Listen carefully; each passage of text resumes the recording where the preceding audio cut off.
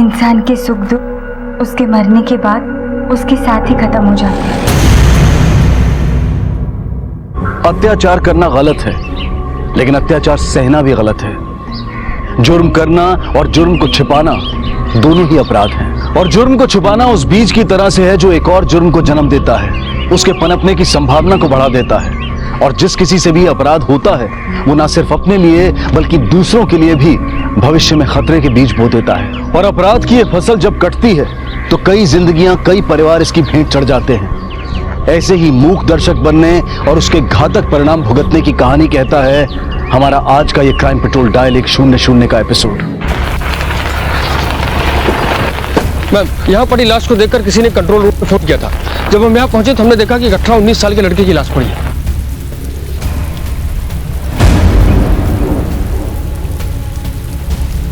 राणे, आसपास कुछ वेपन मिला? नहीं मैम, हम लोग आसपास ढूंढ रहे हैं लेकिन अभी तक कोई वेपन मिला नहीं है। हाँ, इसके पास से एक आईडी मिली है। इस लड़के का नाम अमन सिरके और इस आईडी के मुताबिक इसकी उम्र 20 साल है। ये यहाँ बैक रोड पे क्या कर रहा था? कुछ पता नहीं चला मैम, लेकिन हाँ एक बात और, इसके पास से एक चिट्ठी भी मिली है। ये इंसान नहीं हैवान है, बलात्कारी है। इसने एक मासूम लड़की का बलात्कार किया है। इसे जीने का कोई हक नहीं है। संस्कृति रक्षक, संस्कृति रक्षक, ये क्या बकवास है? मैम, मुझे लगता है जिन लोगों ने इसका खून किया उन्होंने ये चिट्ठी इसके पास रखी है। वो पुलिस और लोगों को ये बताना चाहते हैं कि ये आदमी रेपिस्ट था और उन्होंने इसे सजा दी है।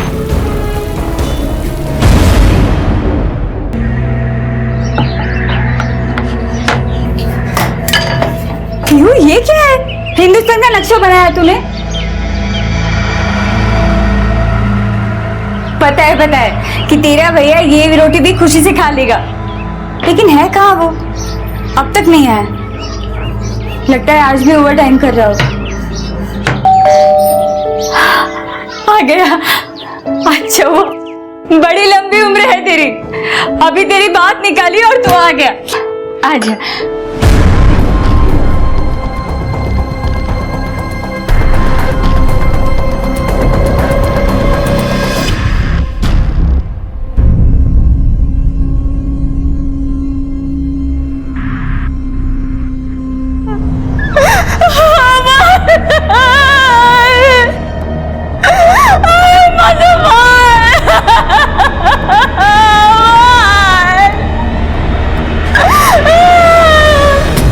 देखिए, अमन की डेड बॉडी हमें मलाड़ के बैक रोड पे मिली थी। आप बता सकती है वो वहाँ क्या करने गया था? मुझे नहीं पता मैडम। उसकी कोई गर्लफ्रेंड या फिर उसका कोई अफेयर चल रहा था? वो ऐसा लड़का नहीं था मैडम। देखिए, जहाँ से हमें अमन की डेड बॉडी मिली है वहीं एक चिट्ठी भी मिली है और चिट्ठी पर साफ साफ लिखा है अमन ने किसी लड़की का रेप किया है। एक मिनट, ये क्या कहना चाह रही है आप बताएंगी? ये कह रही है कि मेरा भाई रेप नहीं कर सकता है। मैडम, अब ये क्या कर रही है? मेरा बेटा ऐसा कर ही नहीं सकता। बाजा भूल गया तो श्रावण बाड़ा सर का होता। उसने पूरे घर की जिम्मेदारी अपने सर पर उठा रखी थी। उसके बाबा के जाने के बाद वही सब करता था। मैडम, वो ऐसा नहीं कर सकता है।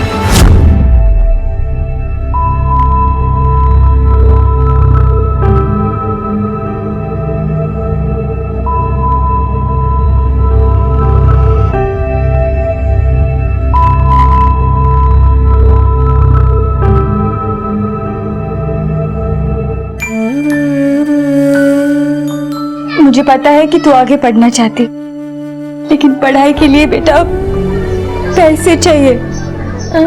हमारे पास नहीं है। तुझे कैसे पढ़ाएंगे बोल? पीहू, तू स्कूल जरूर जाएगी, मैं तुझे पढ़ाऊंगा। तुझे डॉक्टर बनना है ना, तो बनेगी तू डॉक्टर। मैं नौकरी करूंगा, मैं दिन रात मेहनत करूंगा। आई, पीहू डॉक्टर जरूर बनेगी। आई,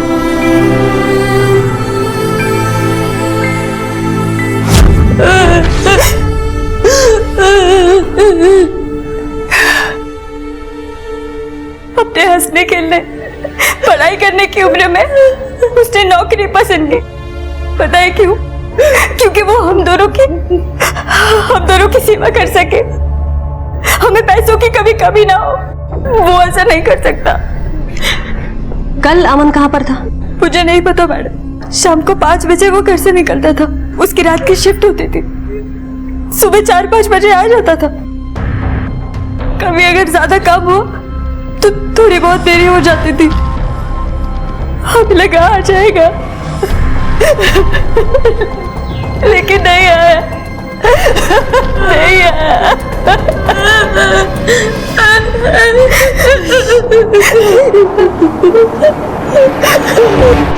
मैम, पोस्टमार्टम रिपोर्ट के मुताबिक अमन की मौत उसके सर पर किसी नुकीले पत्थर से वार की वजह से हुई है और उसकी मौत 2 से 4 के बीच हुई है। एक बात और मैम, उसकी बॉडी में शराब मिली है, वो भी अच्छी खासी मात्रा में। लेकिन ये इतनी शराब पी के वो बैक रोड गया क्यों था? हो सकता है अमन किसी के साथ बैक रोड गया हो और जिसके साथ गया है उसी ने उसका खून किया और खून करने के बाद चिट्ठी भी लिख छोड़ी। हम अगर हम चिट्ठी पर गौर करें तो अमन की मौत रेप की वजह से हुई। तब पॉसिबल है कि वो लड़की को अच्छी तरह से जानता हो और उसका खून उसके रिश्तेदार या फिर उसके दोस्तों ने किया हो। या हो सकता है खुद लड़की ने किया हो। उसने अमन को शराब पिलाई, वहां लेकर गई, बेहोश किया और उसके बाद में उसका कत्ल किया। ये सारी पॉसिबिलिटीज चेक करने के लिए हमें उस लड़की तक पहुंचना होगा जो रेप विक्टिम है और अमन के जानकारी में है। यानी एक काम करो, ये अमर के कांटेक्ट में जितनी भी लड़कियां हैं सबके कॉल रिकॉर्ड्स और मोबाइल लोकेशंस निकालो। अगर अमन ने रेप किया है तो लड़की इसी में से कोई ना कोई होगी। Okay ma'am. ये शायद पुलिस के लिए भी अपनी तरह का पहला केस था जहां तथाकथित अपराधी के तौर पर एक लाश मिली थी और अब पुलिस को उस लड़की को ढूंढना था जो इसकी शिकार बनी थी। बेशक अमन के बलात्कारी होने के सबूत के नाम पर उसकी जेब से सिर्फ एक चिट्ठी मिली थी, लेकिन पुलिस इस संभावना से इनकार नहीं कर सकती थी कि अमन शायद वाकई में ही बलात्कारी हो। बावजूद इसके कि जिसने ये चिट्ठी लिखी थी वो खुद भी एक अपराधी था और उसी ने अमन का खून किया था। और ये संस्कृति का रक्षक कौन था? कौन हो सकता था वो? कोई समाज सुधारक या खुद वो लड़की या फिर उसका कोई दोस्त या रिश्तेदार, या सिर्फ ये एक चाल थी पुलिस को गुमराह करने के लिए? मैम, ये वो 5 लड़कियां हैं जो अमन के कॉल रिकॉर्ड से मिली हैं, जिनके साथ वो रेगुलर टच में था। ये है रेनी जो उसके कॉल सेंटर में हेड थी, दीपा और प्रिया उसकी कलीग थी, और मैम ये है गुंजन उसकी कॉलेज फ्रेंड। ये सांझ है जो उसकी एक्स गर्लफ्रेंड थी, लेकिन अभी भी दोनों एक दूसरे के टच में थे। ये अमन की माँ को सांझ के बारे में पता नहीं था?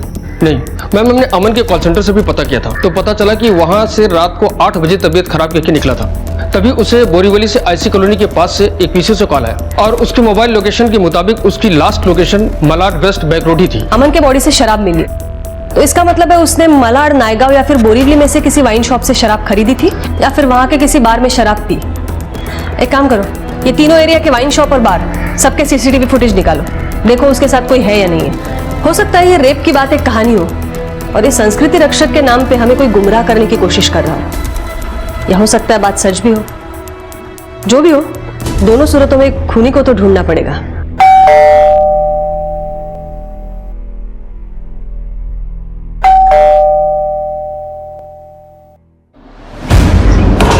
और निर्मला बहन, ये क्या छपा अखबार में? आपके बेटे अमन ने किसी लड़की का रेप किया था? नहीं, उन्हें कोई गलतफहमी हुई है। अगर ये बात सच निकली ना तो तुमको ये घर खाली करना पड़ेगा, क्योंकि मैं ऐसे रेपिस्ट फैमिली को अपने घर में कभी नहीं रहने दूंगा।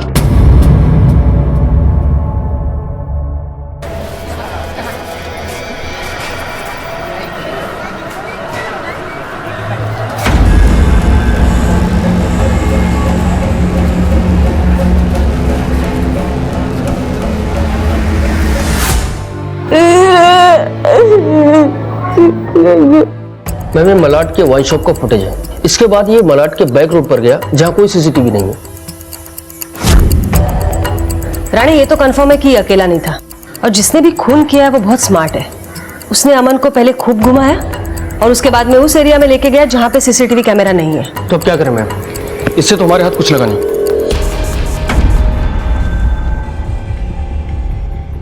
सबसे पहले तो ये पता करना पड़ेगा कि अमन ने किसी का रेप किया था भी या नहीं।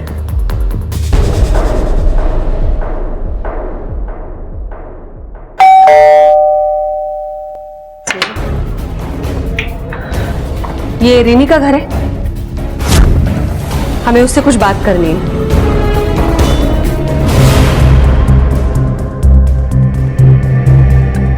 अमन ऑफिस में मेरा सबऑर्डिनेट था। क्या तुम अमन से रेगुलरली फोन पर बात करती थी, मिलती थी उससे? जी हाँ, एक्चुअली हम सेम ऑफिस में काम करते थे, तो काम के सिलसिले में उससे मिलना भी पड़ता था और फोन पे बात भी करनी पड़ती थी। देखो, डरो नहीं, हम तुम्हें परेशान नहीं करना चाहते, बस कुछ सवालों के जवाब चाहिए। ये अमन लड़का कैसा था, बिहेवियर कैसा था उसका? अच्छा लड़का था वो, और उसका बिहेवियर भी सबके साथ अच्छा था। पर आप ये सब क्यों पूछ रहे हैं? अमन ने तुम्हारे साथ कोई बदतमीजी करने की कोशिश की थी? एक्चुअली अमन के डेड बॉडी के पास हमें एक चिट्ठी मिली है, उसमें साफ साफ लिखा है अमन ने किसी लड़की का रेप किया था। रुकिए, रुकिए। ये क्या बेदुआ सवाल कर रहे हैं आप मेरी बेटी से? देखिए, आप कानूनी कार्रवाई में दखल मत दीजिए। हम कोई मन से सवाल नहीं पूछ रहे, किसी की जिंदगी गई है उस सिलसिले में बात कर रहे हैं। और अगर सवाल पूछा जाता है तो उसका जवाब देना पड़ेगा। आप भी समझा कीजिए। बोलो, अमन ने कभी तुम्हारे साथ बदतमीजी करने की कोशिश की थी? नहीं की थी। मैम, अमन मेरा क्लासमेट था और हम दोनों बहुत अच्छे दोस्त थे। मुझे बहुत बुरा लगा था जब उसके पापा की डेथ के बाद उसे अपनी पढ़ाई छोड़नी पड़ी। यार तू क्या कर रहा है अपनी लाइफ के साथ? मत छोड़ पढ़ाई। और ये कॉल सेंटर जॉब का कोई फ्यूचर है क्या? मैं बोल रही हूँ ना, पढ़ाई वापस शुरू कर। हाँ लेकिन नहीं कर सकता यार, घर वालों की जिम्मेदारी है। और अब तो मेरा सिर्फ एक ही सपना है कि पीयू के सपने को पूरा करूं, उसे डॉक्टर जो बनाना है। अमन ने आपके साथ कभी कोई बदतमीजी की? नहीं मैम। मैम, अमन के बारे में अभी तक जितनी इन्फॉर्मेशन मिल रही है उससे तो यही लगता है कि वो एक अच्छा लड़का था, अपनी फैमिली के लिए कुछ करना चाहता था। मुझे नहीं लगता कि वो रेप जैसी घिनौनी हरकत कर सकता है। और अगर कर सकता है तो मुझे शक है वो लड़की शायद रेने हो सकती है। और ये संस्कृति रक्षक कौन है इसका भी पता लगाना चाहिए हमें। रेने और संस्कृति रक्षक, इनमें क्या कनेक्शन है वो भी देखते हैं। लेकिन राणे, किसी भी नतीजे पर पहुंचने से पहले ये सांझ से मिलना बहुत जरूरी है। जी मैम।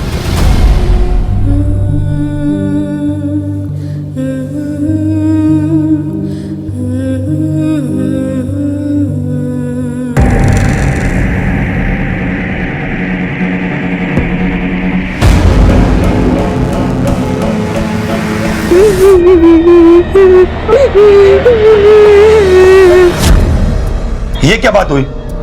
जिसको मरना था वो तो मर गया, आप लोग यहाँ पे आके क्यों तमाशा कर रहे हैं? और मेरी बेटी को क्यों घसीट रहे इसमें?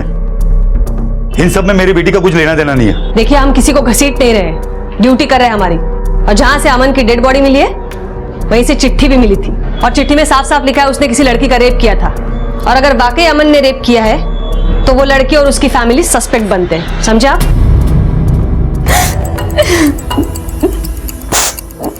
मैम, अमन बहुत अच्छा लड़का था, उसने मेरे साथ कुछ गलत नहीं किया है। मैं मानती हूँ कि हमारा अफेयर था, लेकिन बाद में ब्रेकअप हो गया था। मैम, अगर लड़कियों के बयान पर भरोसा करें तो इनमें से तो कोई नहीं है जिनके साथ अमन ने रेप तो क्या, छेड़खानी भी किया हो।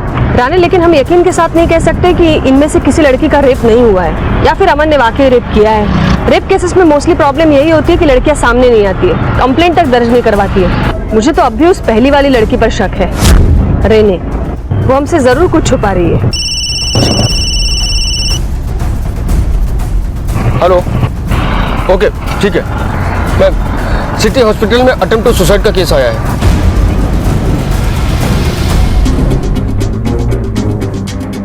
अभी भी जो सुसाइड अटेम्प्ट का केस आया है उस पेशेंट का नाम क्या है? सर, पेशेंट का नाम रेने डिसूजा है।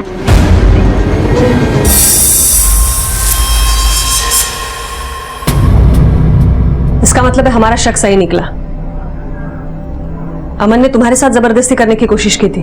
नहीं, अमन ने मेरे साथ कोई जबरदस्ती करने की कोशिश नहीं की थी। एक्चुअली मैं किसी और लड़के से प्यार करती हूँ जो दूसरे रिलीजन का है। मेरे मॉम डैड को पसंद नहीं था कि मैं किसी और रिलीजन में शादी मनाऊं, इसलिए वो मेरी शादी जबरदस्ती किसी और लड़के के साथ करवाना चाहते थे। और अमन तो मेरा बहुत अच्छा दोस्त था, मैं उससे हर बात शेयर करती थी और वो मुझे एडवाइस भी देता था।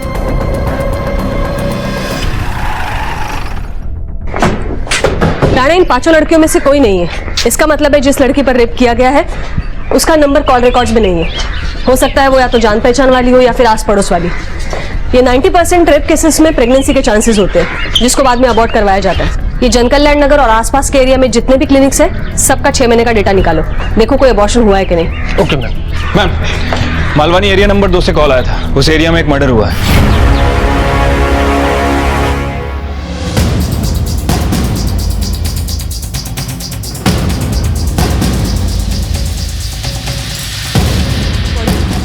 मैडम, वो साफ सफाई करने वाली। कब देखा आपने बॉडी को? साहब मैं सुबह झाड़ू मारने आई तो एक लाश यहाँ पड़ी थी। इसके अलावा और कुछ आप लोगों ने?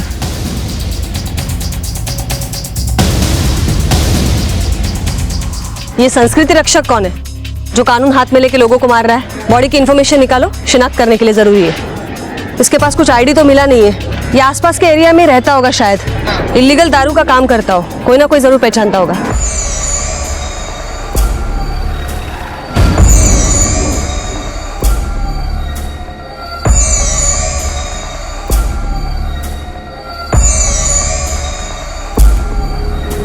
ये कौन है? मैम इस एरिया की सेल्फ अक्लेम्ड सोशल वर्कर है, किसी एनजीओ वगैरह के लिए नहीं, बस अपने मन से ही खुद को सोशल वर्कर बनके घूमती है। प्रभा देशमुख नाम है इसका।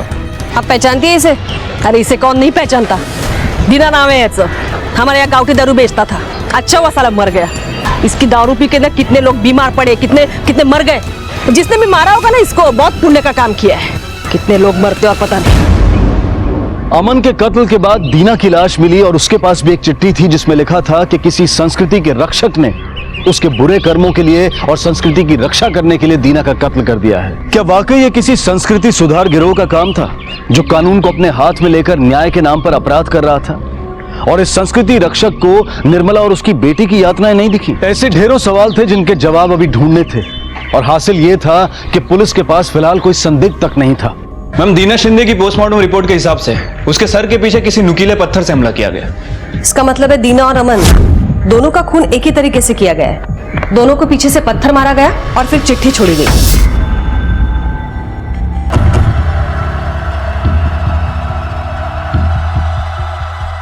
ये दोनों हैंडराइटिंग्स तो अलग अलग है। इसका मतलब है दो अलग इंसानों ने ये लेटर लिखे हैं।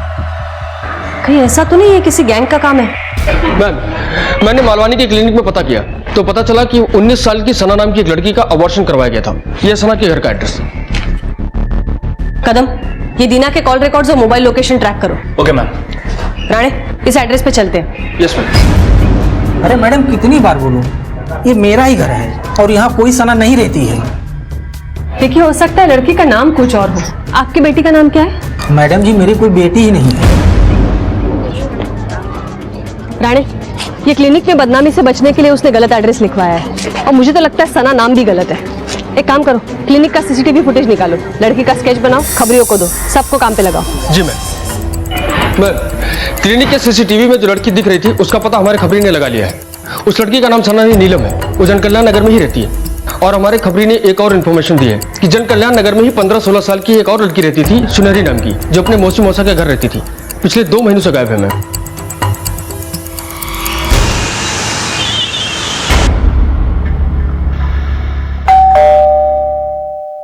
मैं देखता हूँ।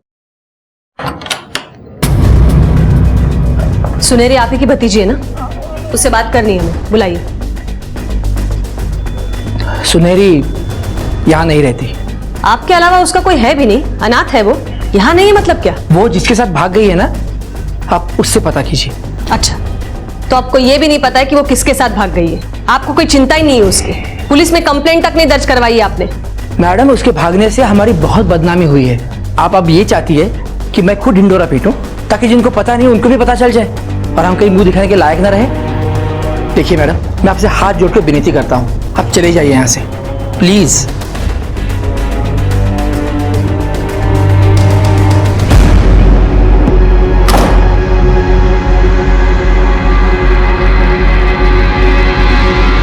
राणे, सुनहरी की जितनी ज्यादा हो सके इन्फॉर्मेशन निकालो। उसके परिवार को तो उसकी कुछ चिंता है नहीं। हो सकता है वो प्रेग्नेंट हो और यही रीजन हो उसके गायब होने का। ओ मैडम, काय चाललंय तुमचं? देखिए, जिसका बलात्कार हुआ उसे उसी वक्त न्याय मिल गया था जब अमन की मौत हुई।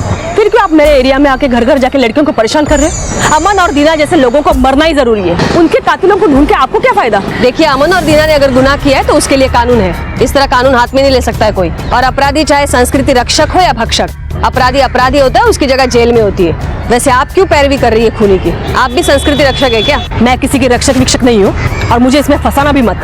और मुझे ना ऐरा गैरा मत समझिए, मेरी पहुंच बहुत ऊपर तक है। हाँ तो ठीक है, जाइए ऊपर तक जाइए, इन्वेस्टिगेशन बंद करने का ऑर्डर लेके आइए। लेकिन याद रखना, हम भी उस इंसान से अच्छी तरह निपटेंगे जो कानून के आड़े आ रहा है।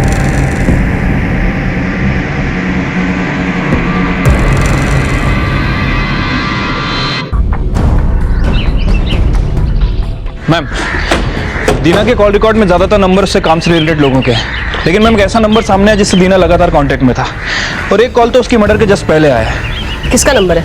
मैम, किसी राधे के नाम रजिस्टर्ड है।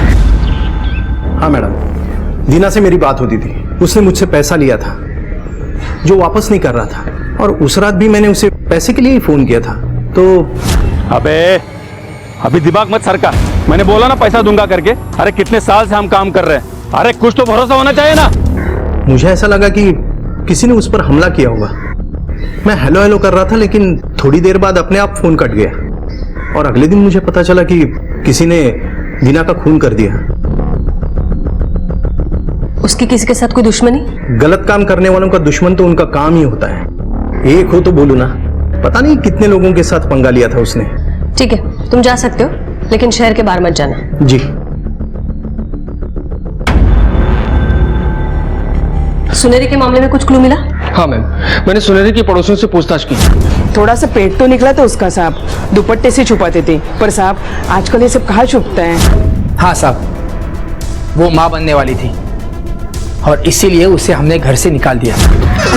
राणे, सुनेरी के फैमिली ने पहले कहा था कि सुनेरी भाग गई है।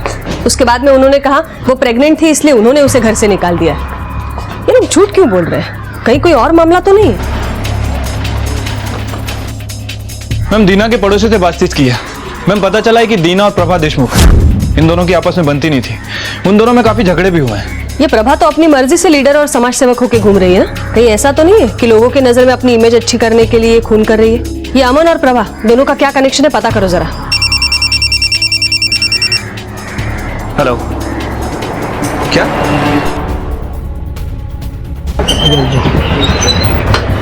भाई भाई रुको, भाई कैसे आप बॉडी नहीं ले सकते।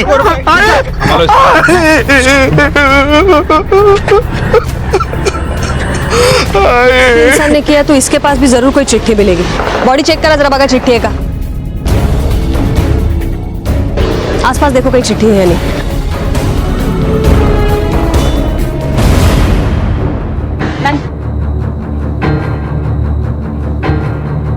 चेहरे पे मुखौटा था इसके, दोधारी बनकर घूम रही थी, समाज सेवा दिखावा था, ये मासूम लड़कियों का देह व्यापार करती थी, संस्कृति की रक्षा के लिए इसका मरना जरूरी था, संस्कृति रक्षक। मैम, प्रभा देशमुख की पोस्टमार्टम रिपोर्ट में भी यही आया है। मैम, इसके सर पर भी किसी नुकीले पत्थर से हमला हुआ, जिसकी वजह से इसकी मौत हुई। ये अमन के सर पर नुकीले पत्थर से वार करना तो समझ में आता है, क्योंकि वो पत्थर वहां पर पड़े थे, लेकिन प्रभा और दीना की बॉडी जहां से मिली वहां तो ऐसे पत्थर थे नहीं। तो क्या खूनी पत्थर कहीं और से लेकर आया था? राणे, एक काम करा, कहीं आसपास अगर रोड बनने का काम शुरू है तो देखो, और अगर शुरू है तो वहां की सीसीटीवी फुटेज निकलवाओ, शायद कोई सुराग मिल जाए। Yes ma'am. मैम, कहीं ऐसा तो नहीं कि खूनी पहला खून करने के बाद उसी तरीके को फॉलो करने की कोशिश कर रहा है? हो सकता है। कदम, ये प्रभा के बैंक और कॉल रिकॉर्ड्स आ गए मैम, और दोनों को मैंने चेक भी कर लिया है। मैम, जो चिट्ठी हमें मिली थी उसके हिसाब से तो लग रहा है कि प्रभा देशमुख वाकई समाज सेवक होने का नाटक कर रही थी। मैम, कॉल रिकॉर्ड के हिसाब से उसके अमीर लोगों और टॉप ग्रेड ऑफिसर से कांटेक्ट रहे हैं। अक्सर वही लोग इसके अकाउंट में पैसे भी ट्रांसफर करते थे। मैम, नेतागिरी के कारण अनाथ आश्रम और विधवा आश्रम दोनों ही जगह इसके कांटेक्ट थे, और वहीं से लड़कियां भी सप्लाई करती थी। ये प्रभा का सारा पास्ट और प्रेजेंट निकालो, और देखो दीना और प्रभा के बीच में कहीं कोई लिंक मिलती है या नहीं। Okay ma'am.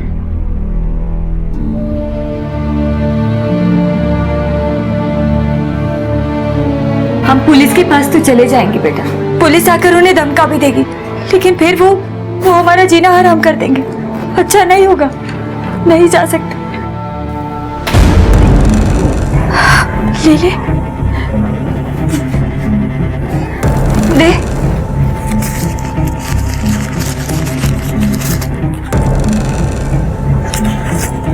पहले किसको उठाऊं, माँ को या बेटी को?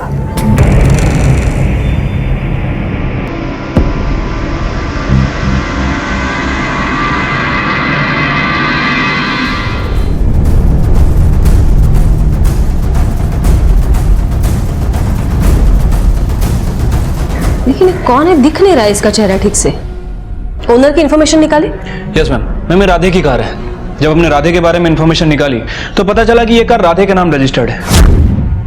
लेकिन मैम राधे डायरेक्ट प्रभा के कांटेक्ट में नहीं था, बल्कि उसका ड्राइवर इससे डील कर रहा था, जबकि मैम राधे रीमा के कांटेक्ट में था।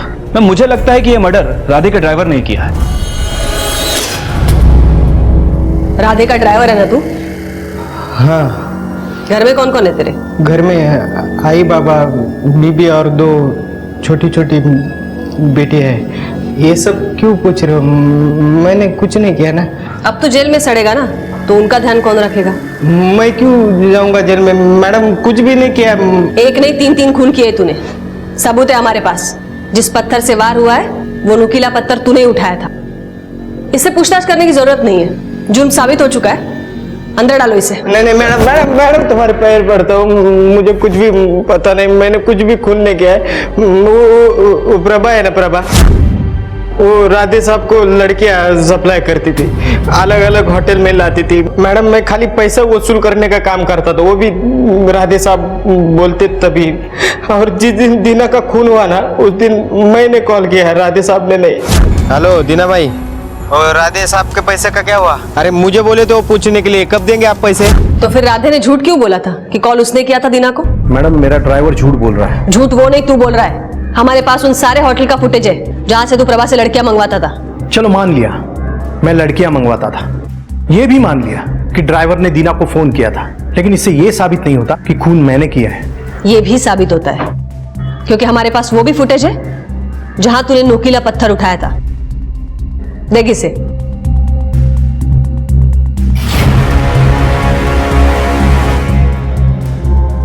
ये मैं नहीं मैडम, मेरा ड्राइवर है। तेरा ड्राइवर तो हो ही नहीं सकता है, क्योंकि अभी अभी तूने कहा कि तेरे मोबाइल से तेरे ड्राइवर ने दीना को फोन किया था, और तेरे मोबाइल का लोकेशन कांदीवली का है, और ये फुटेज दीना के मर्डर के 10 मिनट पहले का है। अब 10 मिनट में तेरा ड्राइवर मालाड़ मालवनी करके खून करके निकल तो नहीं सकता है। अब तू सच बोलेगा या मार खाकर सच बोलेगा? राणे नहीं बता दो मैडम, प्रभा और दीना दोनों को मैंने ही मारा। प्रभा रोज लड़कियां सप्लाई करने का पैसा बढ़ा रही थी, ब्लैकमेल कर रही थी कि मुझे बदनाम कर देगी, इसलिए मेरा था वो तो बस उसे चला रहा था। पैसा आने लगा तो उसकी खोपड़ी सटक गई। सारा बिजनेस कब्जा करना चाहता था। तब मैंने अमन की खबर सुनी, मुझे लगा मैं इसका फायदा उठा सकता हूं, इसलिए मैंने उन दोनों को उसी तरह मारा जिस तरह अमन को मारा गया था। अभी दिमाग मत सरका, मैंने बोला ना पैसा दूंगा करके। मैंने कब बोला मैं पैसा नहीं दूंगा?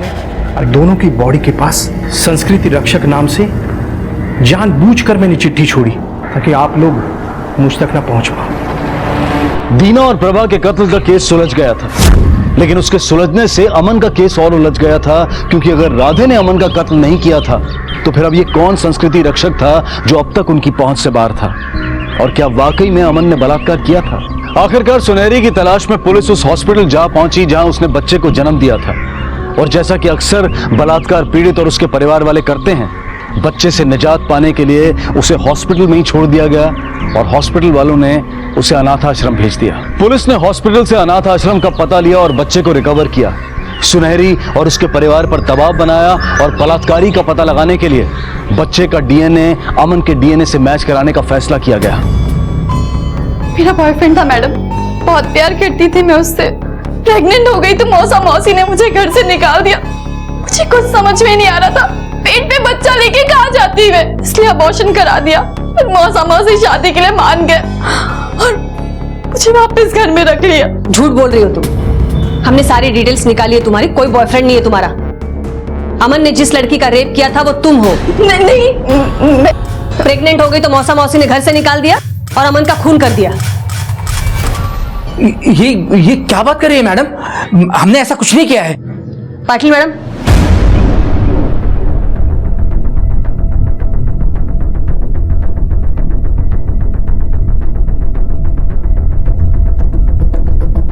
पहचानती हो इसे? अब ये बच्चा अनाथ है। खैर तुम्हारे पास तो तुम्हारे मौसी का घर है रहने के लिए, लेकिन अब इसके नसीब में अनाथ आश्रम और घर घर की ठोकरें हैं। इसका इस बच्चे के साथ कोई संबंध नहीं है। संबंध है, ये बच्चा मेरा है, मैंने पैदा किया इस बच्चे को और किसी को कोई हक नहीं बनता मेरे बच्चे को अनाथ कहने का।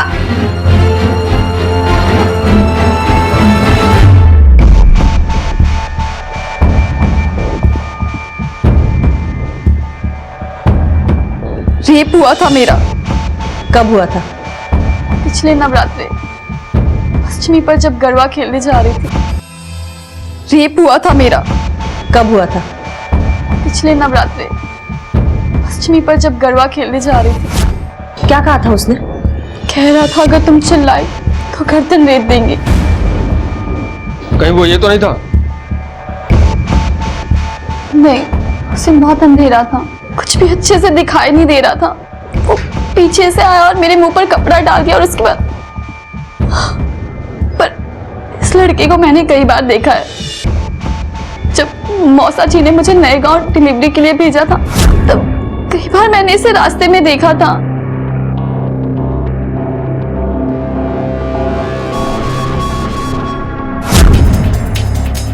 रानी, ये सुनेरी को तो पता ही नहीं था कि उसका रेप किसने किया है, तो ये सुनेरी के फैमिली वाले अमन का खून क्यों करेंगे?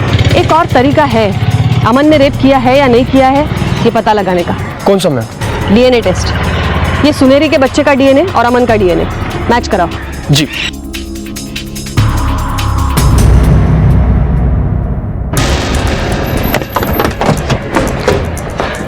मैम, इस रिपोर्ट के मुताबिक अमन का डीएनए इस बच्चे से मैच नहीं करता। इसका मतलब है रेप अमन ने नहीं किया है, किसी और ने किया है और ये संस्कृति रक्षक का नाटक करके अमन को फंसाया गया है। हो सकता है अमन जानता हो कि रेपिस्ट कौन था और शायद यही बताने के लिए वो सुनेरी से मिला था। रानी, एक काम करो, ये अमन के सारे दोस्तों की लिस्ट निकालो। नवरात्रि में अष्टमी के दिन क्या तारीख थी वो भी देखो और उस दिन पे अमन से किस किस की बात हुई थी सारे कॉल रिकॉर्ड्स निकालो। ओके मैम, ये 4 लड़के अमन के अच्छे दोस्त हैं। राम जो कि प्रभा का बेटा है और राकेश जो उसी मोहल्ले में रहता है। सिद्धार्थ और सौरभ बिहार के हैं, लेकिन मैं पिछले साल तक ये दोनों अमन के मोहल्ले में पीजी में रहते थे। सिद्धार्थ पुणे शिफ्ट हो चुका है और सौरभ दिल्ली में रहता है और मैं पिछले दशहरे में ये सब यहीं इसी लोकेलिटी में आसपास थे। ये सिद्धार्थ और सौरभ को उठाओ। सिर्फ इन दोनों को क्यों? ले आओ, पता चल जाएगा। Yes ma'am.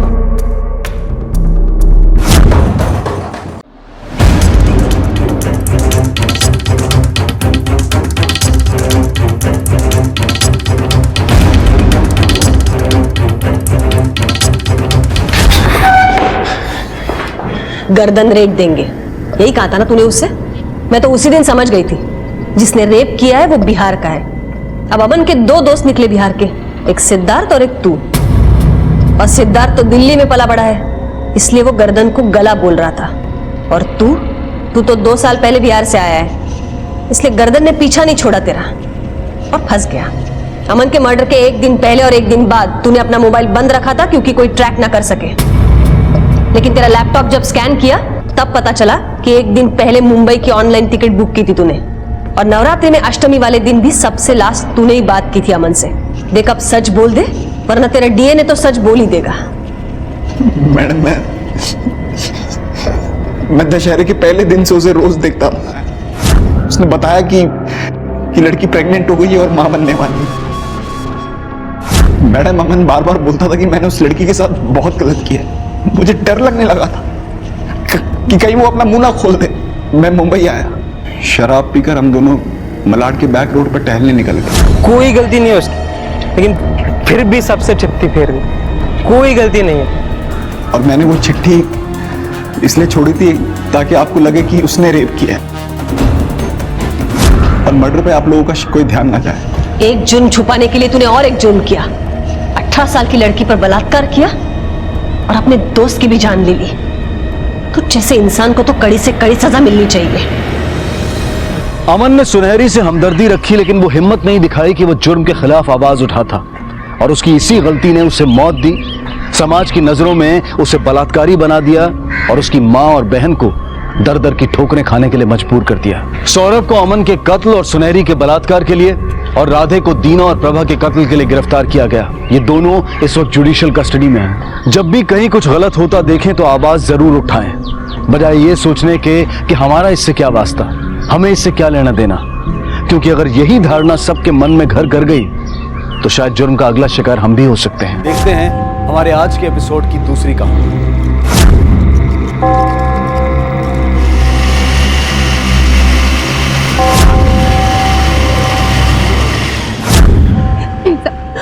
माफ कर दीजिए, खुदा के वास्ते मुझे माफ कर दीजिए। ये सब ड्रामा बंद कर और निकल यहाँ से। मुझे माफ कर दीजिए मेम साहब, मुझसे बहुत बड़ी गलती हो गई। मैं दोबारा नहीं करूंगी। आप जैसा बोलेंगी मैं वैसे ही करूंगी। बस खुदा के वास्ते मुझे फैक्ट्री में वापस रख लीजिए। सब तो कांड करने से पहले सोचना चाहिए था आसमा। मैं और क्या करती, मैं मजबूर थी। आप तो सब जानती है ना, मैं बहुत दिक्कत में हूँ। मैंने साफ साफ कहा ना, मेरे हाथ में कुछ नहीं है। और हाँ, यहाँ वापस मत आना कभी, समझी तू? मेम साहब खुदा के वास्ते मुझे काम से मत निकालिए मेम साहब। तुम लोग अंदर जाओ। मेम साहब खुदा के वास्ते मेम साहब।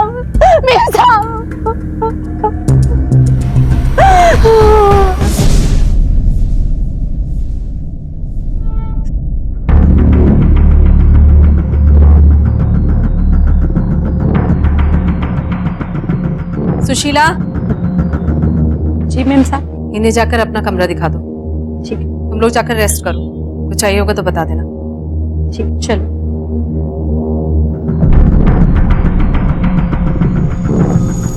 हेलो। हाँ, आ गई है वो दोनों। अब ये सेटिंग भी करके देखती हूँ। और प्लीज तुम किसी को कुछ मत बोलना, वरना प्रॉब्लम हो जाएगी। हाँ, मिलती हूँ 5 बजे वहीं।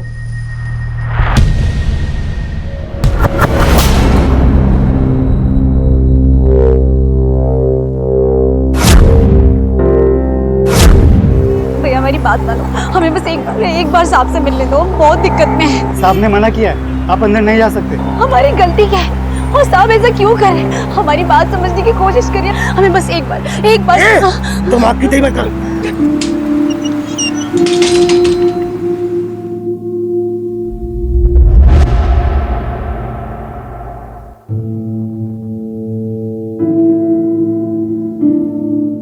हम 21वीं सदी में पहुंच चुके हैं, लेकिन आज भी भारत और दूसरे विकासशील देश बेरोजगारी के अभिशाप से जूझ रहे हैं। एक तरफ बेरोजगारी और दूसरी तरफ महंगाई। ऐसे में अगर सहारा है तो सिर्फ एक अच्छी नौकरी का, और उसकी तलाश में एक आम आदमी दर दर भटकता है। और अगर कामयाबी मिल जाए तो वो उस नौकरी को अपनी जान से भी ज्यादा बचा कर रखता है। अगर किसी दिन उसकी एक छोटी सी गलती की वजह से वो नौकरी चली जाए तो क्या इस औरत के साथ भी ऐसा ही हुआ था? क्या उसने भी कोई गलती की थी, या फिर बात कुछ और ही थी?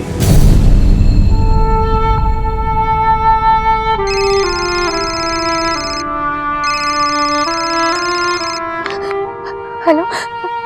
नहीं, वो हमारी बात नहीं मानी। हमने बहुत बोला उसे, लेकिन उसने हमें काम पे वापस नहीं रखा।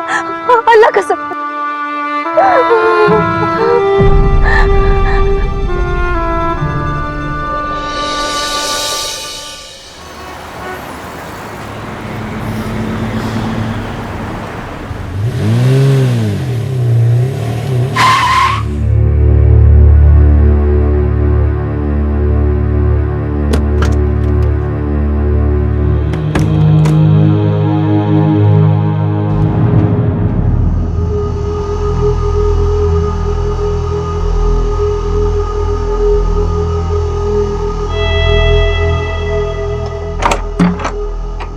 इंदु,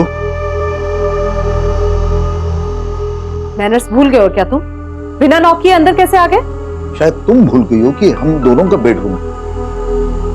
ये नया नाटक क्या है? ये दोनों औरतें यहाँ पे क्यों आई है? अब क्या हुआ? क्या बात कर रहे हो? मॉम डैड प्लीज, अब आप लोग बस भी करोगे? आप लोग को पता है ना कि वो दोनों भी बाहर है। अरे बेटा तुम क्यों चिंता करती हो नमिता? तुम ये सब अपना डियरेस्ट डैडी पे छोड़ दो। ठीक है, छोड़ दिया, लेकिन पेट के चूहे तो नहीं छोड़ रहे ना? बहुत भूख लग रही है डैड, हम तीनों बाहर कहीं डिनर पे चले? हाँ चलते हैं।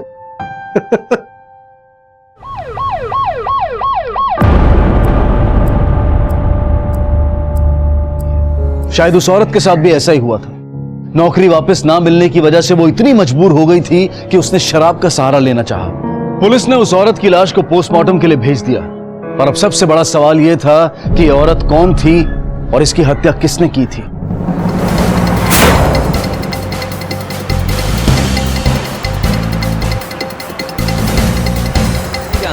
और नाम भी पहली बार सुन रहा हूँ। हाँ, कल ये मेरी दुकान पर आई थी शराब की बोतल लेने और कुछ डरी हुई थी। क्यों?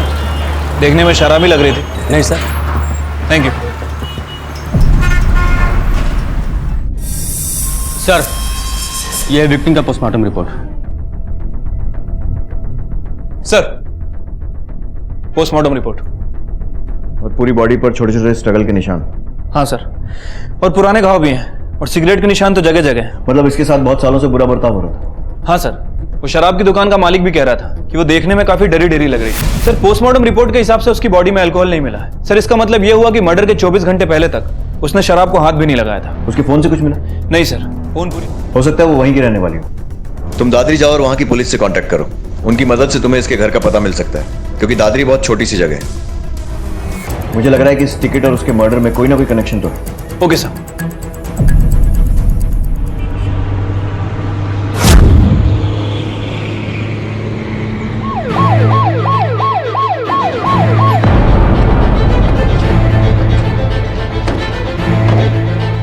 ये आसमा का घर है।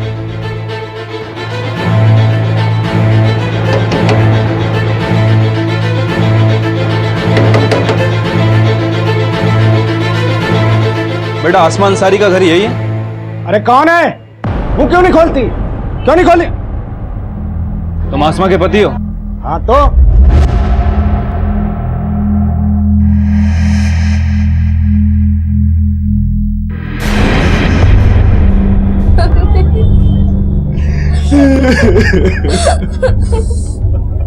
आसमा, तू कहाँ चली गई? आसमा, मुझे छोड़ के कहाँ चली गई? मैं कैसे जीऊंगा आसमा? मैं कैसे जीऊंगा? आसमा दिल्ली गई थी और वहां उसका मर्डर हुआ। आसमा दिल्ली क्यों गई थी, कुछ पता है? वो अपने मालकिन के पास गई थी काम मांगने, मिसेस सिंह के पास। साहब, जरूर उसी ने कुछ किया होगा साहब।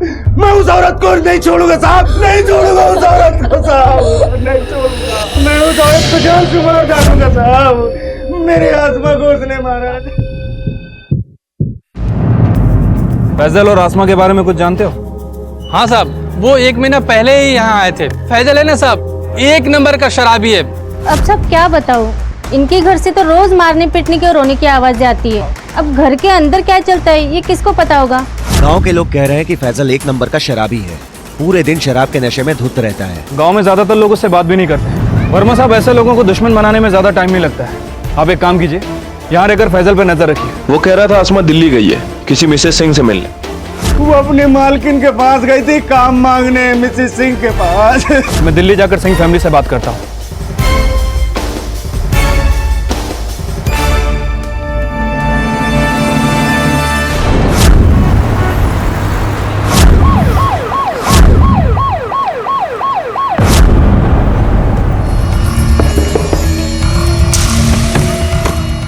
सिंह जी, इसे जानती हैं?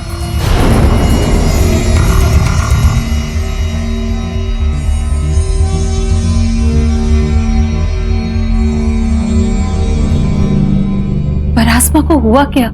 उसका मर्डर हो गया। हमें पता चला है कि 2 दिन पहले वो आपसे मिलने आई थी, अपना काम वापस मांगती। तो जानती है इसके बारे में? खुदा के वास्ते मुझे काम से मत निकालिए मेम साहब। मेम साहब, मैं तो खुदा के वास्ते मेम साहब। नहीं, मैं पिछले 1.5 महीने से उससे नहीं मिली। देखिए, हमें पक्का इन्फॉर्मेशन मिली है कि वो आपसे मिलने यहाँ दिल्ली आई थी। कुछ छुपा तो नहीं रही ना आप? नहीं सर, अगर मैं उससे मिली होती तो मैं आपसे ये बात छिपाती क्यों? आसमा हमारी फैक्ट्री में काम करती थी, पर 1.5 महीने पहले उसे काम से निकाल दिया। उसके बाद मैं उससे नहीं मिली। क्यों निकाला उसे काम से? वो तो मुझे नहीं पता। किसे रखना है किसे निकालना मेरे हस्बैंड डिसाइड करते हैं। मैं सिर्फ मैन्युफैक्चरिंग संभालती हूँ। ठीक है, thank you.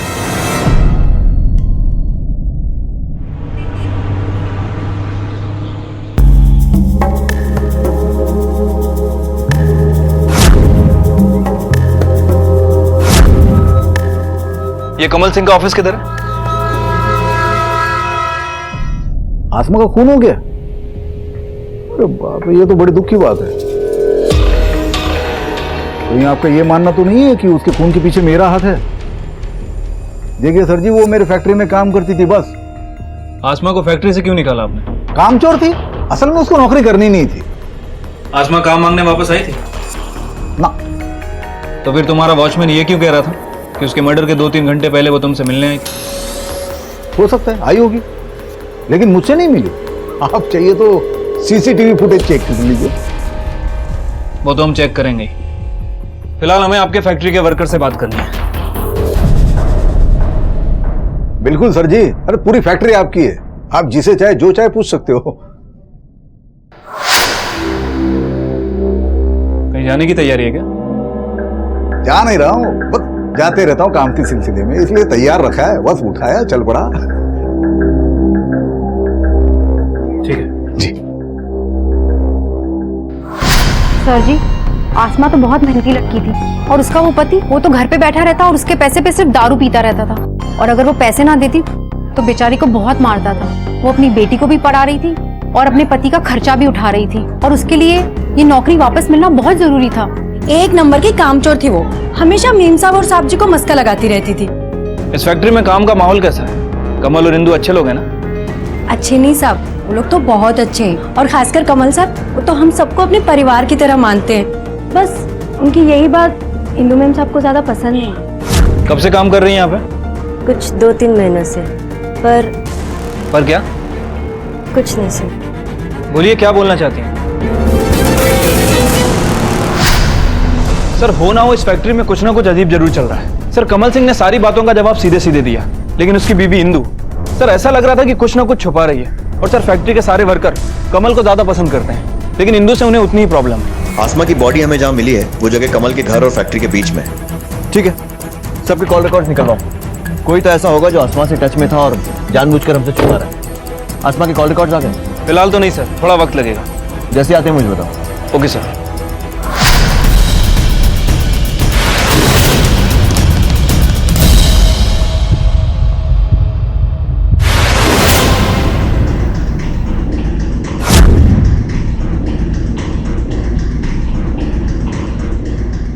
Switch off.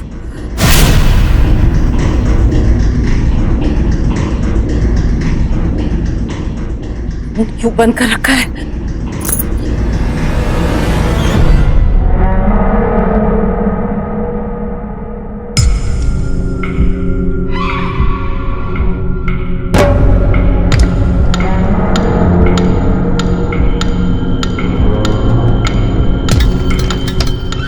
Please call मी, जरूरत है मुझे तुम्हारी।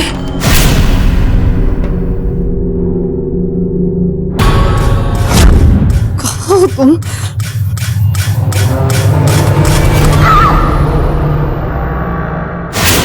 सर, आसमा के फोन ट्रायंगुलेशन रिकॉर्ड के हिसाब से जिस दिन आसमा का मर्डर हुआ उस दिन सुबह वो इंदु सिंह के घर गई थी अपना काम वापस मांगने, और फिर वहां से फैक्ट्री, जैसा कि वॉचमैन ने हमें बताया। लेकिन सर, उसके मर्डर के कुछ घंटे पहले उसने फैजल को कॉल किया था, और जब हमने फैजल से पूछताछ की तो उसने ऐसा कुछ नहीं बताया। दादरी थाने में कांटेक्ट करो, उनसे कहो कि फैजल पे नजर रखें और तुम इस इंदु सिंह से फिर से मिलो। सर, एक मर्डर हुआ है।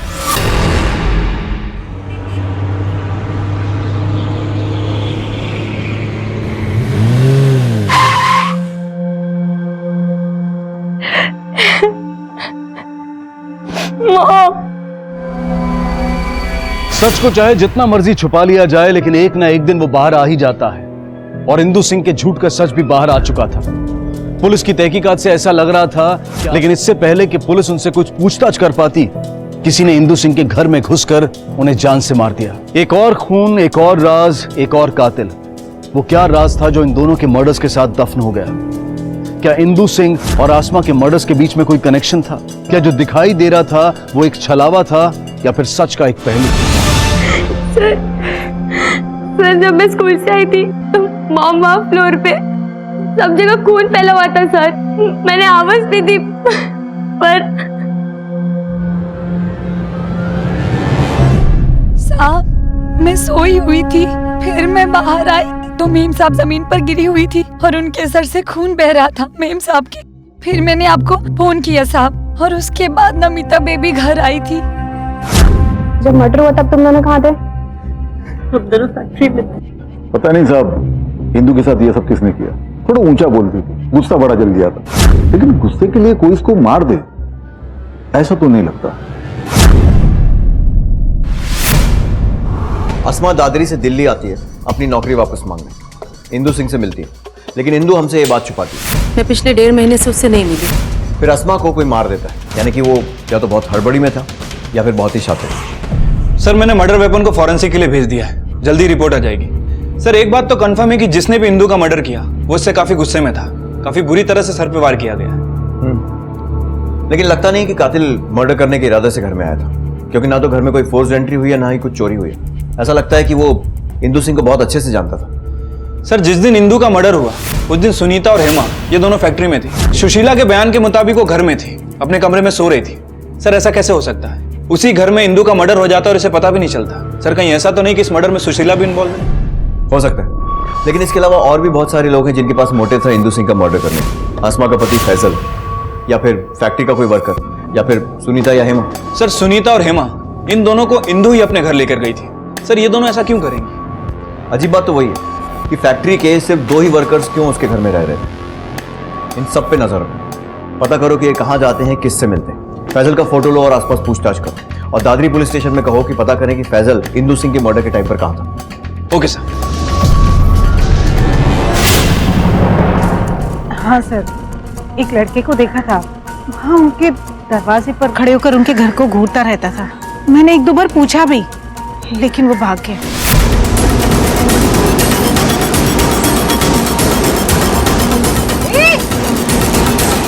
तो फिर से रुक। क्या यही था वो?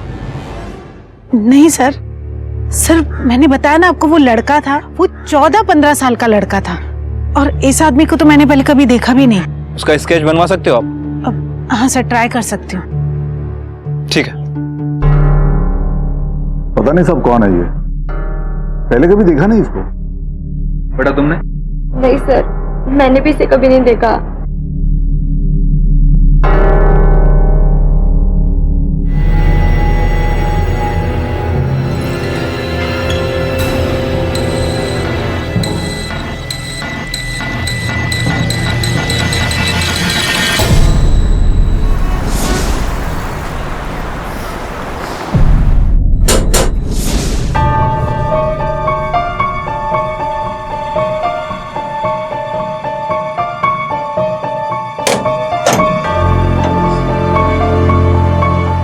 फैजल कहाँ है?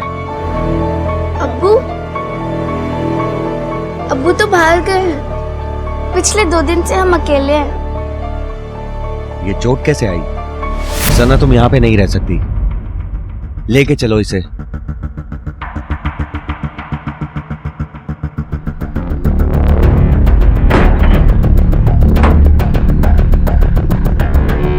हेलो पवन, मैं वर्मा बोल रहा हूँ।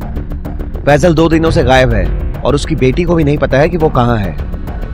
मैं अपने खबरियों को उसके पीछे लगा देता हूँ। ठीक है वर्मा, आप मुझे अपडेट करते रहिएगा। Thank you sir. फैजल 2 दिन से लापता है सर। इसका मतलब ये हुआ कि इंदु सिंह के मर्डर का उसके पास मोटिव भी है और मौका भी। जहाँ हो सकता है कि फैजल दिल्ली आया हो, पता करो, और उसके कॉल और ट्रायंगुलेशन रिकॉर्ड्स भी निकलवाओ। Okay sir. सर मुझे लग रहा है कि इस मर्डर में फैजल का ही हाथ है। जरूरी नहीं है। जहाँ विनीता ने उस लड़के को भी सिंह के घर के आसपास घूमते हुए देखा था, हो सकता है वो किसी फैक्ट्री वर्कर का बेटा हो। फैजल के साथ साथ इस लड़के के बारे में भी पता करो, स्पेशली इंदु सिंह के साथ इसका कनेक्शन।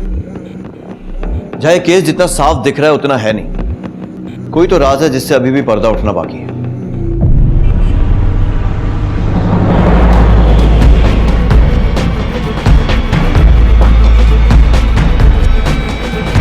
साहब, हम किसी मुसीबत में नहीं पड़ना चाहते। देखिए अगर आप सच बोल रही हैं तो आपको कुछ नहीं होगा, लेकिन अगर हमें पता चला कि आप कुछ झूठ बोल रही हैं तो फिर आपके लिए अच्छा नहीं होगा। नहीं नहीं साहब, हम सच बताते हैं। हम जानते हैं आसमा को नौकरी से क्यों निकाला था। हमने दूसरी औरतों की बात सुनी थी। क्या हुआ था? मुझे पता है सर ने आसमा को नौकरी से क्यों निकाला।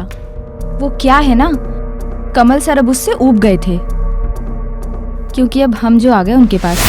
हेमा सच कह रही थी, हमने कमल साहब और हेमा को साथ देखा था।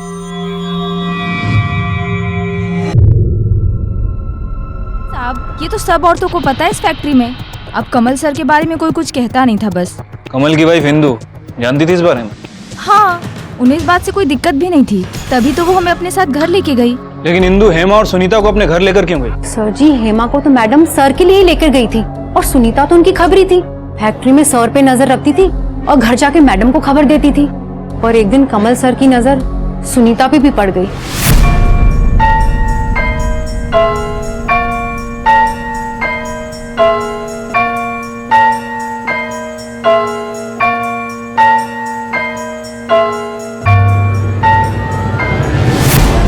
सर, इस कमल सिंह ने अपनी फैक्ट्री को अय्याशी का अड्डा बना रखा है। लगभग हर फीमेल वर्कर के साथ उसका रिलेशन रहा है। और सर, आसमा को भी उसने इसलिए काम से निकाला क्योंकि वो उससे ऊब चुका था।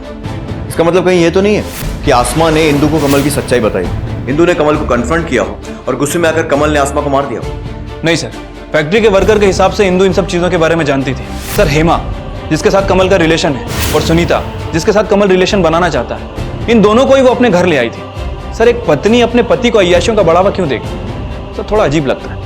जहाँ कई बार लोग अपनी शादी बचाने के लिए हर मुमकिन कोशिश करते हैं, फिर चाहे वो कितनी अजीब क्यों ना। लेकिन ये बातें कंफर्म करने के लिए हमें कमल सिंह से बात करनी पड़ेगी। फैजल का कुछ पता चला?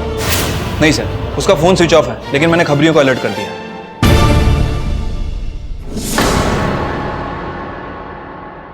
लीजिए सर, पानी लीजिए। और क्या पियेंगे? चाय, कॉफी? वो सब छोड़िए मिस्टर कमल, और सीधे सीधे हमारे सवालों के जवाब दीजिए। ये बताइए कि क्या फैक्ट्री में काम करने वाली औरतों के साथ आपके संबंध थे? जी हाँ, लेकिन ये बात तो खुली किताब की तरह साफ है। इंदु भी जानती थी इस बारे में, इसीलिए तो हेमा और सुनीता को घर पर लेकर आई थी ताकि मुझे बाहर न जाना पड़े। सर जी, मेरी तरह मेरी वाइफ की भी अपनी लाइफ थी। मेरी फैक्ट्री का एक सप्लायर है आशीष, उसके साथ उसका अफेयर था। सर जी, मेरी तरह मेरी वाइफ की भी अपनी लाइफ थी। मेरी फैक्ट्री का एक सप्लायर है आशीष, उसके साथ उसका अफेयर था।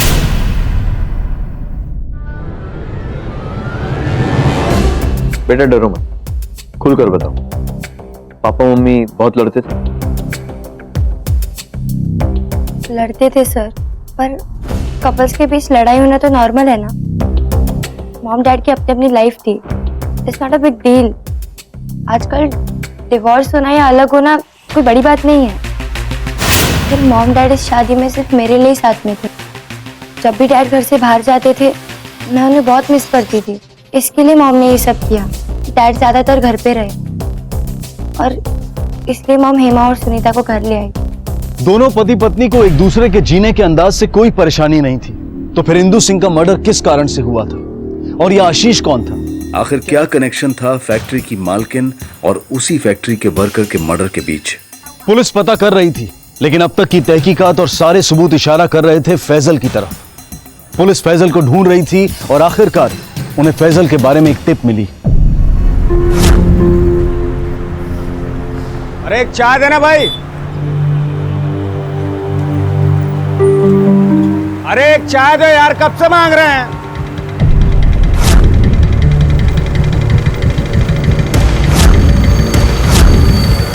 रुक फैजल, अरे रुक, उठ। जिस बात से इंदु सिंह को मारा गया था उस पर घर के सारे मेंबर्स के फिंगरप्रिंट्स हैं, इसीलिए किसी पर शक नहीं किया जा सकता। अब या तो शायद कोई घर का भेदी है या फिर कातिल बहुत चाहते हैं कि उसने एक भी सबूत नहीं छोड़ा। हेलो, क्या? ठीक है, वेरी गुड सर। फैजल मिल गया, उसे दिल्ली ला रहे हैं। हमने कुछ नहीं किया साहब, हमने कुछ नहीं किया साहब। साहब हमें यहाँ क्यों लाए साहब? हमने कुछ नहीं किया साहब। एक तो हमारी बीवी मर गई साहब, ऊपर से आप लोग। बहुत बेचारा है ना तू। चल अब ये बता, इंदु सिंह के मर्डर वाले दिन कहाँ था तू? हम किसी इंदु सिंह को नहीं जानते साहब। ये तो जानता है ना कि पिछले 3 दिन कहाँ था? गांव वालों ने तुझे बस में चढ़ते हुए देखा था, और उसके बाद तू दिल्ली आया था, और दिल्ली में भी बस स्टॉप पे लोगों ने तुझे देखा है। अब बोलेगा? बोल। हाँ साहब, हम दिल्ली गए थे, हमारे अंदर गुस्सा बहुत था साहब। उस इंदु सिंह ने हमारी बीवी को मार दिया था साहब, आसमा को मार दिया था साहब, और मैं भी उसे मारने वाला था, लेकिन साहब मैंने उसे नहीं मारा साहब। हम तो रास्ते में शराब पी के गिर पड़े थे साहब, और वहां हम कितनी देर पड़े रहे हमें कुछ नहीं मालूम साहब। हम सच बोल रहे हैं। क्या लगता है जा? सर, ये फैजल एक नंबर का झूठा इंसान है। अपनी बीवी के मरने के बाद इसने अपनी बेटी सना को बहुत मारा। इसकी बातों पर भरोसा तो नहीं किया जा सकता। इसके दिल्ली आने से लेकर इंदु सिंह के मर्डर तक के इसके कॉल ट्रायंगुलेशन रिकॉर्ड निकलवाओ और इसका पूरा मूवमेंट ट्रैक करो, तभी पता चलेगा इसकी बातों में कितनी सच्चाई है। सर, आशीष शर्मा आ गया है। भेजो केबिन में। जी सर। सर, आपने मुझे यहाँ क्यों बुलाया सर? मेरा किसी से कुछ लेना देना नहीं है। घबरा क्यों रहे हो? अगर तुमने कुछ नहीं किया है तो पूछताछ के बाद चले जाना। पहले हमारे सवालों के जवाब तो दे दो। इंदु सिंह और तुम्हारा क्या रिलेशन? कुछ नहीं। सच सच जवाब देना। लॉकअप यहां पास में ही है। सर मैं बस उनकी फैक्ट्री में प्लास्टिक के पैकेट सप्लाई करने जाता था, बस वहीं उनसे पहचान हुई और हमारी दोस्ती हो गई। अगर ये शादी तुम बचाना चाहती तो रोज रोज फैक्ट्री के चक्कर काट के जासूसी करना बंद कर दो, समझी? आसान नहीं होता है अपने पति को किसी और के साथ देखना। मैं किसी और के साथ चली जाऊंगी तब पता चलेगा तुम्हें। तो चली जाओ, चली जाओ, मुझे कोई प्रॉब्लम नहीं है। तुम अपनी लाइफ जियो, मुझे अपनी लाइफ जीने दो प्लीज। कमल,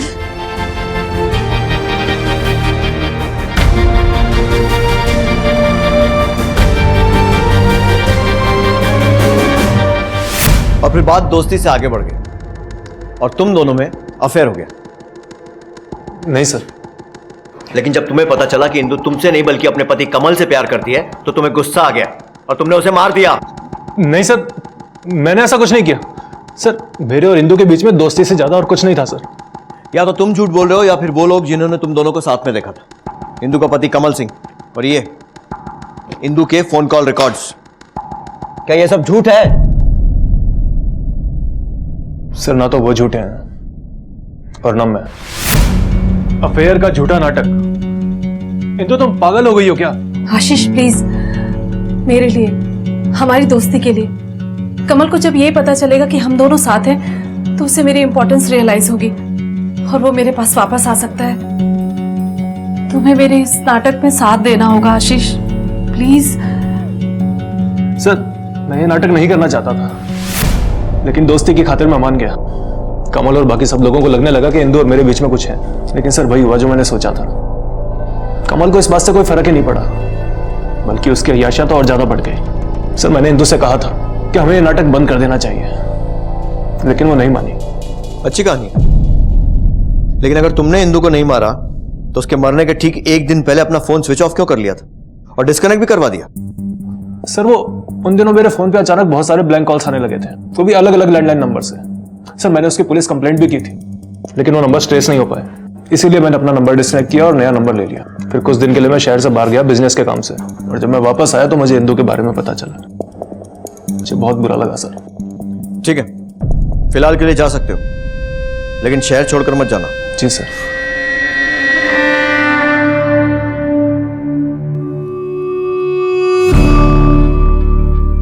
जज की बातें सुनकर तो लग रहा है कि ये सच बोल रहा है। पता करो कि आशीष को ये ब्लैंक कॉल किस एरिया से आते थे और कौन करता था। शायद इंदु सिंह के मर्डर से कुछ रिलेटेड हो। Okay sir. पुलिस के पास सस्पेक्ट्स की लंबी लिस्ट थी, लेकिन उनमें से एक के भी खिलाफ कोई ठोस सबूत नहीं था। इस कोहरे को हटाने के लिए पुलिस ने दोबारा पूछताछ शुरू की।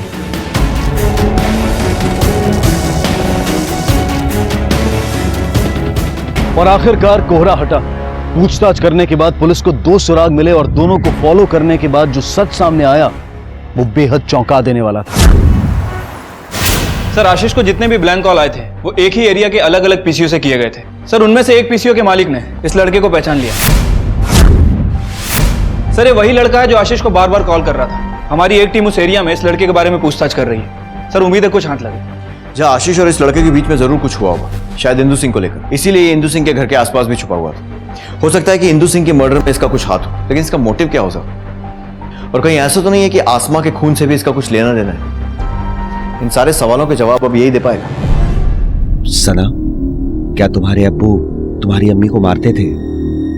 हाँ साहब, रोज मारते थे। जब अम्मी की नौकरी चली गई तो अब्बू ने कहा कि जब तक नौकरी वापस ना आए घर ना आना, इसलिए अम्मी दिल्ली चली गई। ये कब की बात है? साहब अम्मी की मौत के एक दिन पहले।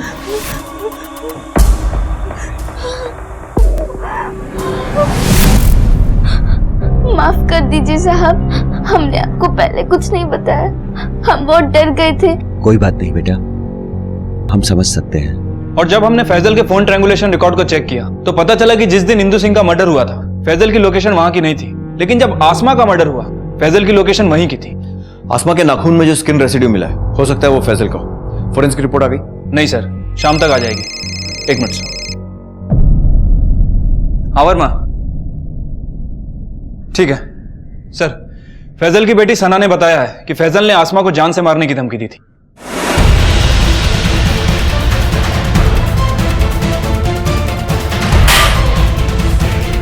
साहब माफ कर दो साहब, माफ कर दो। क्यों मजा नहीं आ रहा है? अभी आएगा।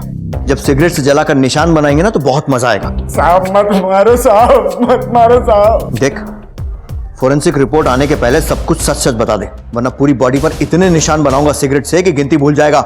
चल बोल। साहब हम सच बोल रहे हैं, हमने कुछ नहीं किया साहब, माफ कर दो साहब। तू ऐसे नहीं बोलेगा ना? जा सर, एक सिगरेट और लाइटर लेकर आ। साहब रुको साहब, हम सब बता रहे हैं, सच बता रहे हैं साहब। सिगरेट से मत जलाना साहब। साहब आसमा ने हमसे कहा कि वो हमारे लिए शराब लेके आएगी और नौकरी भी करेगी। जबान संभाल के बात कर। साहब हम उसको मारना नहीं चाहते थे, लेकिन वो बोली उसे नौकरी नहीं मिल रही है। हमने क्या किया? वो लड़का हमारे बाटू तू किसी काम के नहीं है तुझे तो। अरे तुमने क्या किया हमारे लिए? जिंदगी भर बस शराब पिया और हमें मारा है, इसके अलावा। सीधे से ये बता कि इंदु सिंह का खून कैसे किया? साहब हमने इंदु सिंह को नहीं मारा साहब, हम सच बोल रहे हैं साहब, हमने इंदु सिंह को नहीं मारा। जहां मुझे लगता है कि फैजल शायद सच बोल रहा है और इंदु सिंह का मर्डर किसी और ने ही किया है। उस लड़के के बारे में पता करो, एरिया को दोबारा छानो और खबरियों को एक्टिव करो। अब ये लड़का ही हमें सच तक पहुंचाएगा। ठीक से याद करके बताओ कि क्या पहना था उसने। कुछ अजीब बात नोटिस की तुमने? हाँ सर जी, एक बार वो स्कूल यूनिफॉर्म में आया था कॉल करने के लिए। क्या वो इतना डर क्यों रहा है? नहीं, कुछ नहीं। सर, उस लड़के का पता चल गया है। वो जीएस प्राइवेट स्कूल में पढ़ता है और सर स्कूल वालों ने कंफर्म किया है कि ये उन्हीं के स्कूल की यूनिफॉर्म है। तो पकड़ में आई गया तू? चल बोल, इंदु सिंह को क्यों मारा? सर मैंने किसी को नहीं मारा।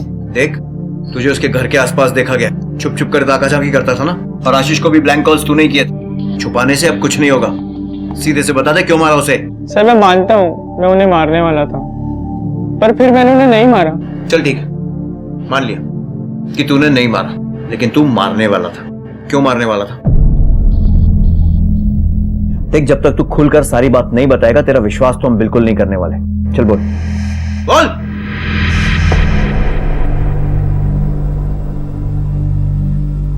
सर मैं एक बहुत अच्छा स्टूडेंट हूँ सर। स्कॉलरशिप के बेसिस पे मुझे स्कूल में एडमिशन मिला, पर दूसरे बच्चों की तरह मैं अमीर नहीं हूँ, इसलिए महंगी चीजें नहीं खरीद सकता सर इसलिए उसने मुझे पैसों का लालच दिया।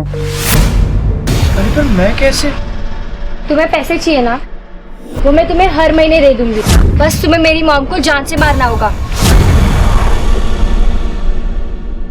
ये कोई एज थी मॉम के अफेयर करने की? मुझे बहुत घिन आती थी, मुझे बिल्कुल भी नहीं पसंद था कि मॉम किसी और के साथ। लेकिन तुम्हें तो अपने पापा मम्मी की लाइफस्टाइल के बारे में पहले से मालूम है ना, फिर अचानक ऐसा क्या हुआ? जब पापा के अफेयर से होने लगे तो मुझे बहुत दुख होता था, फिर धीरे धीरे आदत पड़ गई, पर मैं कभी एक्सेप्ट नहीं कर पाई। सालों से मैं ये गंदगी देखते आई हूँ, और फिर एक दिन डैड ने बताया कि मॉम का भी अफेयर चालू हो गया है। बस फिर मैंने डिसाइड कर लिया था कि अब ये गंदगी मुझे ही खत्म करनी पड़ेगी, इसलिए मैंने गौतम को कहा था, पर उसमें तो हिम्मत ही नहीं थी। सर फिर फाइनली मैंने उस दिन हिम्मत की और उनके घर गया। क्यों बंद कर रखा है?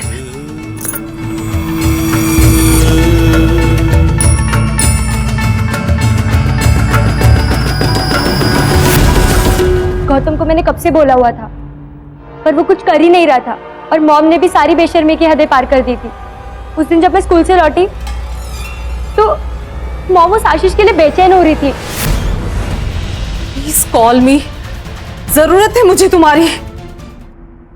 तुम्हारी बीवी का कभी अफेयर था ही नहीं, वो सिर्फ ये शादी बचाना चाहती थी और इसलिए उसने तुमसे झूठ बोला था कि शायद तुम्हें अपनी गलती का एहसास हो और तुम वापस आ जाओ। तुम कमल सिंह, इस सब के लिए तुम जिम्मेदार हो। तुम्हारी इस अय्याशी के कारण 2 जाने गई और अब तुम्हारी बेटी जेल में सड़ेगी। अपने मर्द होने का बहुत फायदा उठाया तुम और बहुत मनमानी भी की। अफसोस की बात यह है कि कानून में तुम जैसे लोगों के लिए कोई सजा नहीं है। लेके चलो इसे। अयाशी की एक आदमी ने, लेकिन उसका फल भुगतना पड़ा कई जिंदगियों को। कमल सिंह ने अपनी मेल ईगो, अपने अहंकार को तृप्त करने के लिए हेमा, सुनीता, फैक्ट्री की दूसरी वर्कर्स और आसमा जैसी एक मेहनती वर्कर की जिंदगी खराब कर दी। और आसमा का पति फैजल, उसने भी आसमा के साथ जानवरों से बदतर व्यवहार किया और गुस्से में आकर उसे जान से मार दिया। एक तरफ थी सना, जो अपनी अम्मी के मरने और अब्बू के जेल जाने के बाद इस भरी दुनिया में अकेली रह गई थी, और दूसरी तरफ थी नमिता, जिसे इस गंदगी ने गुनहगार बना दिया था। और ये सब सिर्फ इसलिए क्योंकि एक आदमी ने अपने मर्द होने का फायदा उठाया और न जाने कितनी ही जिंदगियों के साथ खिलवाड़ किया। अब मैं अनूप सोनी आपसे विदा लेता हूं, फिर मुलाकात होगी अगले एपिसोड में एक और चौंका देने वाले केस के साथ। तब तक अपना और अपने परिवार का ख्याल रखें और देखते रहें क्राइम पेट्रोल डायल 100। सबक एक को, सीख हम सबको। जय हिंद। इस तरह के और भी एपिसोड देखने के लिए हमारे चैनल को सब्सक्राइब करें और बेल आइकन दबाना ना भूलें।